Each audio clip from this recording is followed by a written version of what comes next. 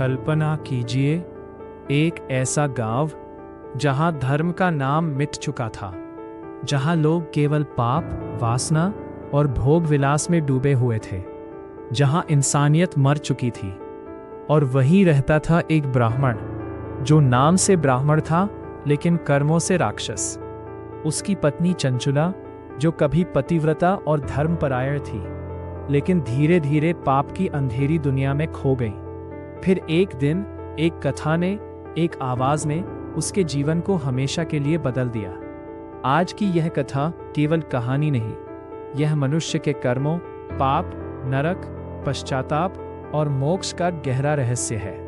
तो वीडियो को अंत तक जरूर देखिए, क्योंकि शायद यह कथा आपके जीवन की सोच भी बदल दे। समुद्र के किनारे बसा था वास्कल नाम का गांव, लेकिन वो साधारण गांव नहीं था, वो अधर्म का अड्डा बन चुका था।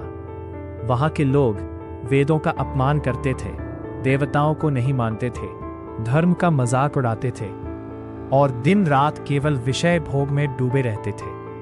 उनके हाथों में खेती के औजार कम, हथियार ज्यादा रहते थे। उनके मन में करुणा नहीं, केवल लालच और वासना थी। स्त्रियां भी स्वेच्छाचारी, व्यभिचारिणी और धर्म से विमुख थीं। पूरा गांव जैसे पाप की आग में जल रहा था। और इसी गांव में रहता था बिंदुक नाम का एक ब्राह्मण। लेकिन मृत्यु अंत नहीं थी, असल भय तो अब शुरू हुआ। उसकी आत्मा नरक में पहुंची, जहां उसे भयंकर यातनाएं दी गईं। उसके पाप अब उसके सामने खड़े थे। वो चीखता, चिल्लाता, लेकिन कोई दया नहीं, क्योंकि कर्मों का न्याय अटल होता है। बहुत वर्षों तक नरक भोगने के बाद वो एक भयंकर पिशाच बन गया, एक ऐसी आत्मा जिसे न शांति मिली न मुक्ति। उधर पति की मृत्यु के बाद चंचुला अकेली रह गई, लेकिन उसने भी धर्म का मार्ग नहीं अपनाया।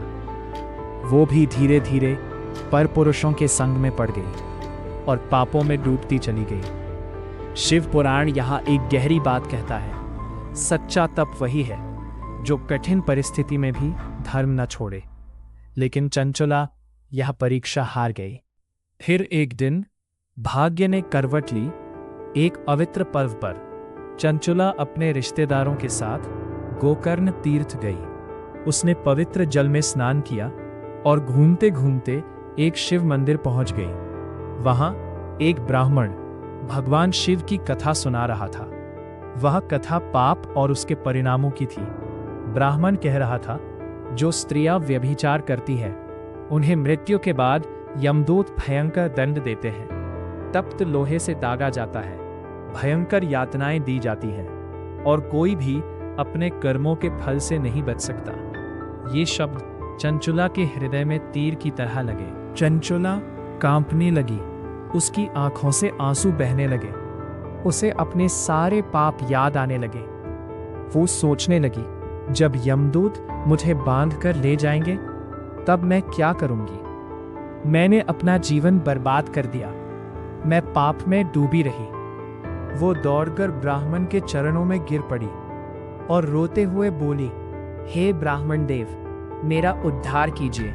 मैं पापिनी हूं, मैंने धर्म छोड़ दिया, अब मुझे बचा लीजिए। उसका हृदय अब सच में टूट चुका था और यही उसके परिवर्तन की शुरुआत थी। ये कहानी केवल एक स्त्री और पुरुष की नहीं, ये हम सब की कहानी है, क्योंकि बिंदुक हमारे भीतर की वासनाएं है, चंचुला हमारी भटकती हुई आत्मा है और शिव कथा वो ज्ञान है जो हमें जगाता है। इस कथा का सबसे बड़ा संदेश है, कोई भी व्यक्ति कितना भी पापी क्यों न हो, यदि उसके भीतर सच्चा पश्चाताप जाग जाए तो उसका उद्धार संभव है।